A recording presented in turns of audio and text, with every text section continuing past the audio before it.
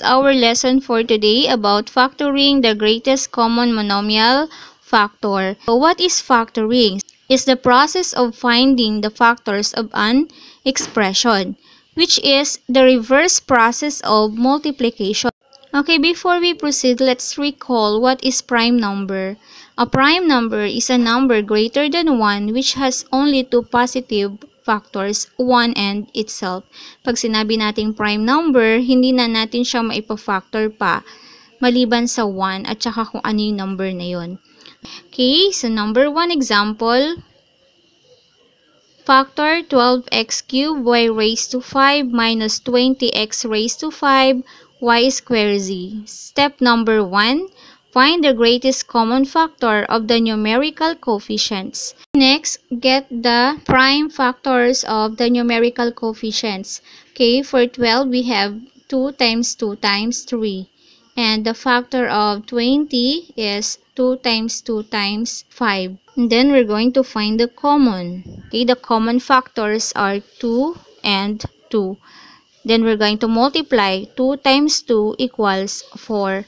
So the GCF of 12 and 20 is 4. Okay, now let's have step number 2.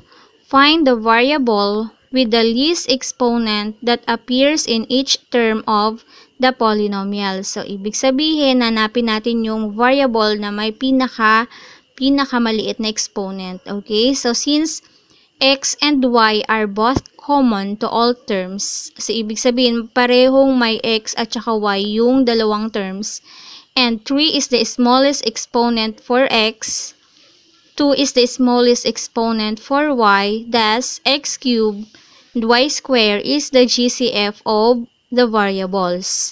Pipiliin natin yung may pinakamaliit na exponent, which is common doon sa mga terms na binigay ng polynomials. So next, we have step number 3, the product of the greatest common factor in A and B is the GCF of the polynomial.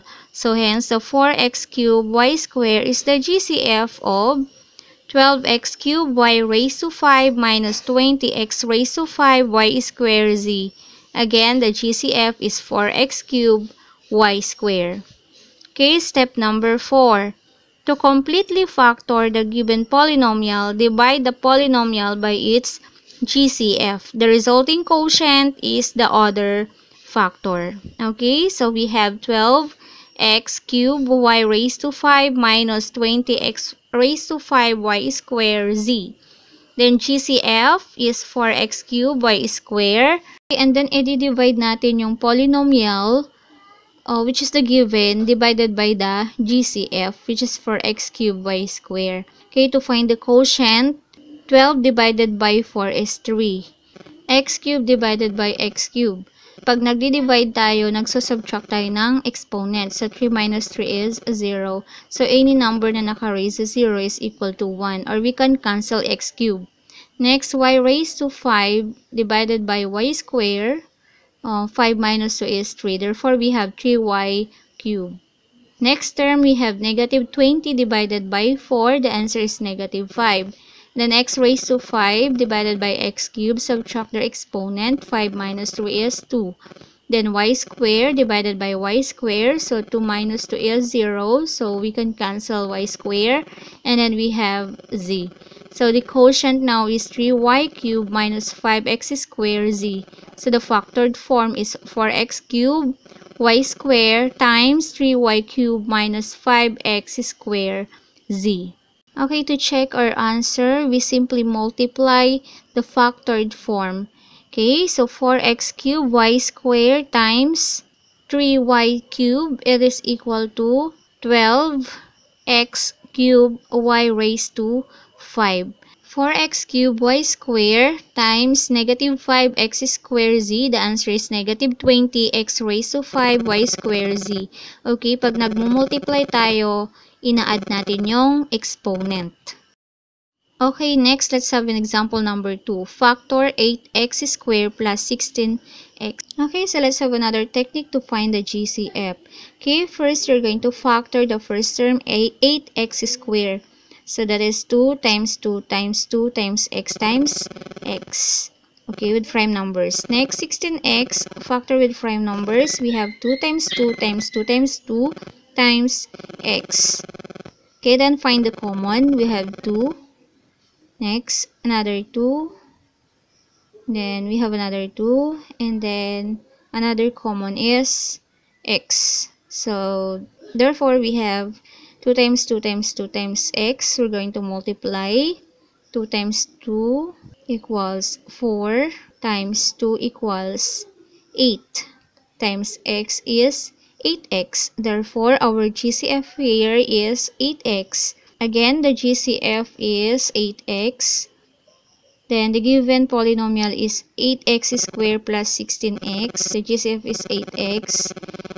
Then, we're going to divide the given expression by the greatest common factor to get the other factor. To find the quotient, 8x squared divided by 8x, the answer is x. Because 8 divided by 8 is 1. X squared divided by x, we subtract their exponent. 2 minus 1 is 1. Then 16x divided by 8x, the answer is 2. Okay, so the factored form is 8x times x plus 2. Okay, next, let's have another example, number 3. Factor 12x raised to 5 y raised to 4 minus 16x cubed y raised to 4 plus 28x raised to 6. Okay, to find the GCF, we're going to factor the numerical coefficients with prime numbers. So we have 12, the factor is 2 times 2 times 3. And factor 16, the prime number factor is 2 times 2 times 2 times 2. Then, factors of 28 is 2 times 2 times 7. Then, we're going to get the common factors. We have 2. So, 2 times 2 equals 4. So, that is the GCF of the given polynomial 4. For the coefficients or for the variables, okay, if we're going to find the least exponent, yung may pinakamababang exponent which is common doon sa tatlong terms. So, ang pinakamababang exponent ay exponent ng x is x cubed. Okay, the question is, bakit hindi kasama yung y raised to 4 or the variable y? Okay, hindi kasama ang y sa GCF kasi hindi siya common sa lahat ng terms.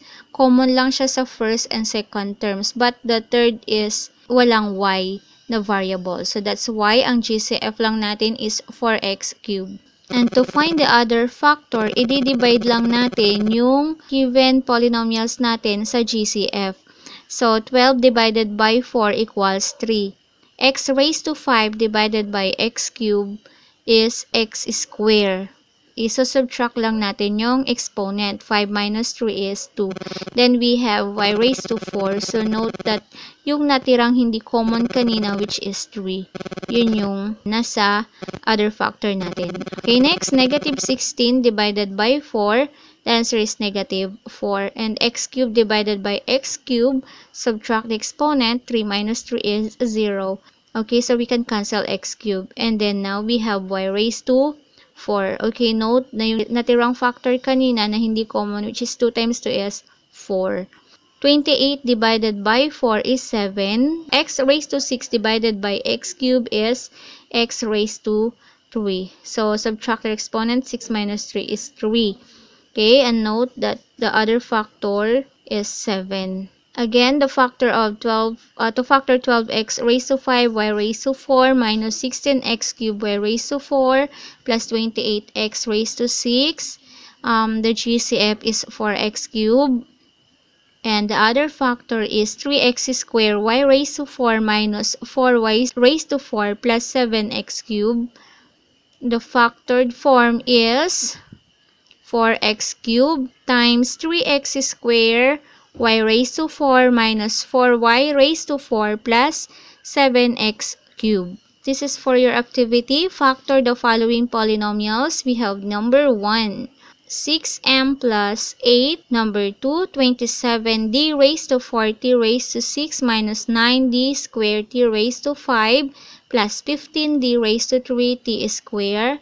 And number 3, 4x squared y raised to 3 plus 8x y raised to 4 minus 12x cubed y raised to 3. Okay, good luck!